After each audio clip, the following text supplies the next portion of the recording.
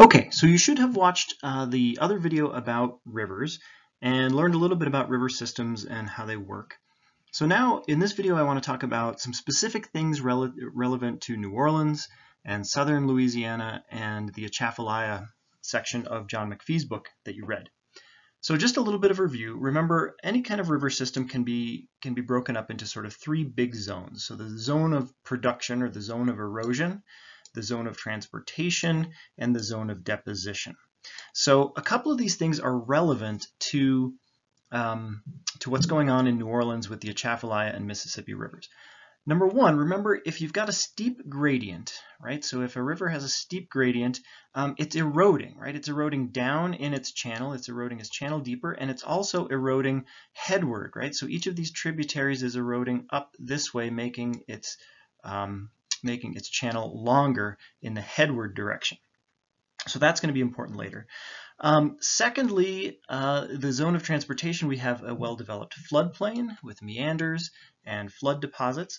And then down here in the zone of deposition, this is where we have a delta where the river system builds out into, in this case, the Gulf of Mexico, but any place where base level is.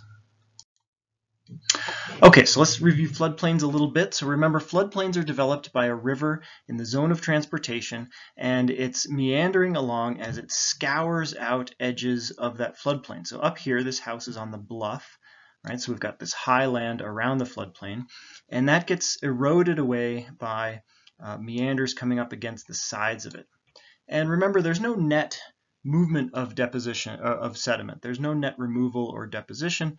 It's just sort of movement. So we erode in some places like this, and we deposit in others, like on this point bar.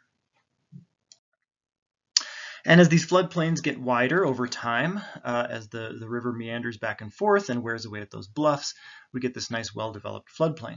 But it's not just the erosion from the meanders that make the floodplain wider, it's also the deposition of flood deposits, of alluvial sediments, right? So you can imagine, as a river approaches flood stage, the water level gets higher and higher in the channel. And as the water gets higher in the channel, it's carrying a lot of sediment, and then once it gets over the natural levees, over the banks, that sediment comes out. And so big sediment gets deposited first, right? Big heavy stuff gets deposited close to the channel, and then finer and finer sediments get deposited farther out along the floodplain. So what we get is a situation like we see over here on the right. When there's a flood, coarse sediments get deposited here close to the channel, and the fine sediments get deposited there, right? Because the water loses velocity very rapidly as we get away from the channel. So over time, it develops a natural levee. The highest points the highest points of ground on a floodplain are near the channel, and the lower ground, the farther away you get lower ground. Now this is the problem for New Orleans. So New Orleans is built, sort of on the natural levees of the Mississippi River. And actually, let me clear that right there. So New Orleans is built over here, right? Here's a building for New Orleans. And, of course, we don't want the city to flood. So we build a big wall to keep the water out. Water comes out here. And that's just fine, except this area down here, this is all mud, right? This is all alluvial sediments that have been deposited by floods. And this compresses, it compacts under its own weight. So New Orleans keeps sinking, right? Because the mud keeps compacting and the city keeps getting lower and lower. And that's a problem. Now, a regular floodplain, as the sediment comes out, it builds up the floodplain, and so there's no real change in elevation. But if you build that levee and prevent those floods from depositing sediments, the mud keeps compacting and getting lower. So this is the situation that we have in New Orleans. Here's an illustration from on the left is an illustration from 2019, when we had very high level in the Mississippi River, and it was also hurricane season, so there were some tropical storms potentially, moving water up river with storm surge. And so you can see a lot of New Orleans over here is below the level of the Mississippi River, and some of it is even below sea level when we get back here. So this is a big problem, and the reason this is happening is because the mud is compacting and the city is sinking, and there's no replenishment of sediments. Over here, September 2008, there was another big storm, and you can see this police officer here behind these levees. These levees didn't get overtopped, but it was really close. Okay, and the reason this is happening, how do we get in this situation? Well, we've built levees, right? So beginning in the 1930s, the Army Corps of Engineers has built levees all along the Mississippi River. And so you can see the Mississippi River here, right? And New Orleans is right here, Greater New Orleans. And there's levees that go all the way along the channel out into the Gulf of Mexico. And so that means that all that sediment and everything is coming out here and building the delta out here instead of any kind of floods building it up farther upstream. So another issue at work here in New Orleans is the idea of stream piracy or stream capture. So imagine we've got two streams here. So here's stream B over here on the right and stream A on the left. And let's imagine that stream B has a steeper gradient, right? So let's say stream B does something like this, if this is the profile, right? And stream A has a less steep gradient, so maybe it's something like this, right? So if stream B has a steeper gradient, the water has probably more velocity and more energy to erode. So stream B, its tributaries are probably energized and eroding headward, right? So here, this tributary here is eroding this way. And that means eventually it could erode into stream A. And what that means is that if stream B, again, if it has a steeper gradient, the water wants to flow along the steepest gradient, the shortest path to base level. So everything upstream in stream A will flow into stream B. And we can see that here. So here we can see stream B has now captured stream A. So everything upstream here is now flowing into B instead of A. And stream A is much diminished. And that is called stream piracy. So there's a pirate, and he says, "R, you've been captured, matey." So a lot of John McPhee's book on Atchafalaya is centered on this. This is the Old River Control Structure, and this is a structure that's designed to prevent the Atchafalaya River from capturing the Mississippi. So here's the situation, right? The Atchafalaya River, where it meets the Mississippi, it's basically a distributary of the Mississippi, right? And where it meets the Mississippi, right up here, base level is the Gulf of Mexico down here, right? Doesn't matter which way you go. This is sea level. The Atchafalaya River is only 142 miles from this point where it meets the Mississippi down to the Gulf of Mexico. The Mississippi River, for the reasons that we've said, because this is all in levees and all that sediment has to build way out here, this is now 335 miles to base level. So the gradient of the Atchafalaya is much steeper than the Mississippi. And of course, water and river systems want to take the shortest route to base level, right? There's more energy to flow that way. Mississippi wants to go down the Atchafalaya. The Atchafalaya should capture the Mississippi. We should have stream piracy. But that old river control structure is keeping it from flowing down that way. Right, so here's an example of how those deltas build out. So naturally, the stream would flow out to base level. It'd be depositing sediment. Eventually, as it deposits more and more sediment, that gradient is going to get very, very gradual and silt in or fill in with sediment. And so then the water will find a steeper, shorter path to base level. And then eventually that gets filled in and it finds another path and another path and another path. And that's how you build out a big delta like that. And this has happened with the Mississippi River over thousands of years. 6,000 or 7,000 years ago, as we can see right here with this number 1, the main delta of the Mississippi River was right here at the mouth of the Atchafalaya. And then over those few thousand years, the river has shifted many times, right? Because the gradient got too gradual, the channel silted in, and the water found a new shorter path to base level. So we can see it shifted over here, number 2, and then it shifted over here, number 3, and number 4. Geologists can look at those sediments and see which sediments are older and younger and kind of reconstruct the path of the delta. Okay, so let's talk about the history of the Mississippi and Atchafalaya rivers, right? So before the before the 15th, 16th century, the Mississippi River flowed this way, and we had the Red River kind of parallel flowing that way. Eventually, maybe around 1500 or so, the Mississippi meandered all the way around into the Red River, and so we had basically a little connection here. By 1831, that meander looked something like this, as you see in red. And so it was a long meander, and again, it shared the channel with the Atchafalaya and the Red River.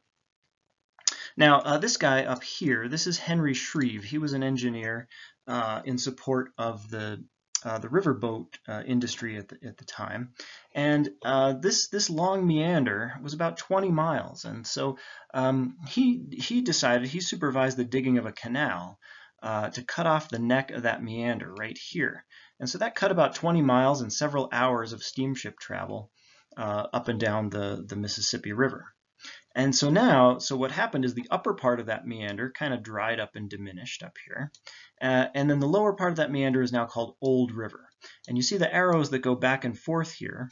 That means that when the Atchafalaya had a shorter gradient, the water would flow into the Atchafalaya, and when the Mississippi had a shorter gradient, it would flow down the Mississippi. So the water would go sometimes one direction and sometimes in the other. So this is what it looked like by 1928. So in 1927, there were some really big floods in the Mississippi, and that's when the Army Corps of Engineers started getting involved, figuring out how to prevent flooding and control the Mississippi. So here's Old River. You can see that old cutoff here, upper Old River, pretty much dried up, and then lower Old River is down here, and yeah, sometimes the flow would be going towards the Atchafalaya and sometimes towards the Mississippi, but by 1928 it's pretty much all going this way because the Atchafalaya had a much shorter path to base level. So the Army Corps of Engineers decreed that we want to keep the flow, the latitude flow, so basically the amount of water in each channel at this line of latitude, we want to keep that ratio the same. So 70% down the Mississippi and 30% down the Atchafalaya. Now that 70% down the Mississippi is important because downstream of here is Baton Rouge and New Orleans and all of that river infrastructure. So we want to keep the river navigable past those cities. So the Army Corps set out to basically control the flow that goes down the Old River towards the Atchafalaya by building these structures here. This is an illustration of what it looks like.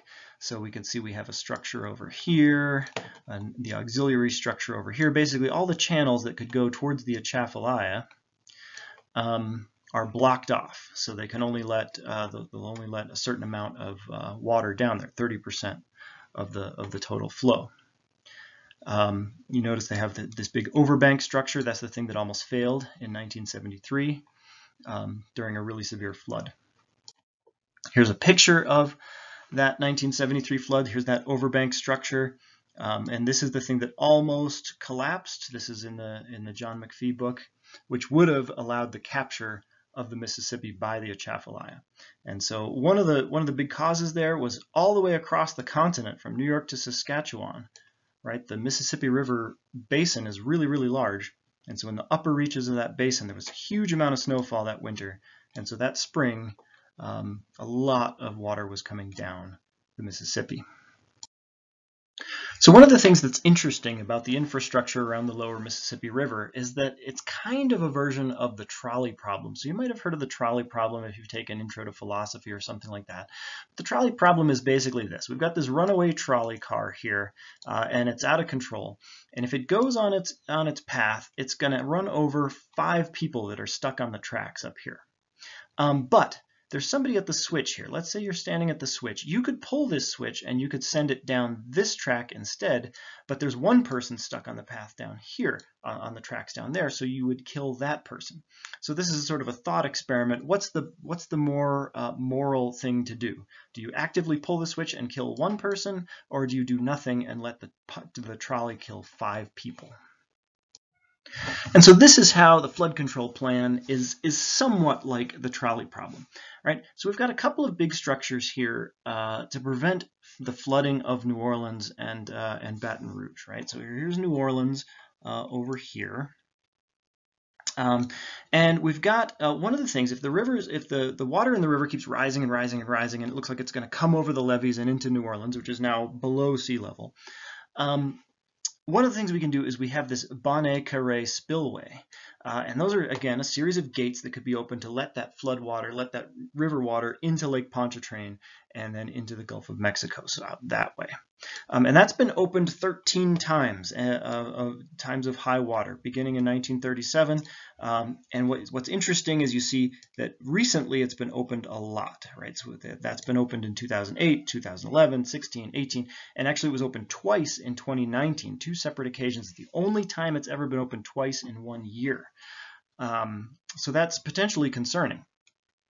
If those gates are open full capacity and the river water is still rising and could top the levees in New Orleans, then we've got the Morganza floodway as a backup here. And that's been opened twice, once in 1973, that big flood that McPhee wrote about, and once again in 2011. It was almost opened last year in 2019. There were some really big floods and the Army Corps said we're going to open it, but then they didn't have to. And that's the same kind of thing. So right here, there's some gates here that could be opened to let the river water down what we call the West Atchafalaya floodway. Now, the reason this is like the trolley problem is because down in this floodway, people live here. There are some small towns, some small farms. There's oil and gas infrastructure. There's swampland. There's agricultural land, and so on. And there's also Morgan City down here, which is a population of about 14 or 15,000 people. Now, Morgan City is protected by levees, right? So just because you open the Morganza floodway doesn't mean you're flooding Morgan City, but it does increase the probability of those levees failing. And the Army Corps will notify anybody living in here. They have to give people time to evacuate and try to protect property and so on. But ultimately, somebody has to make the decision, do we open these gates and flood these people over here instead of flooding these cities over here?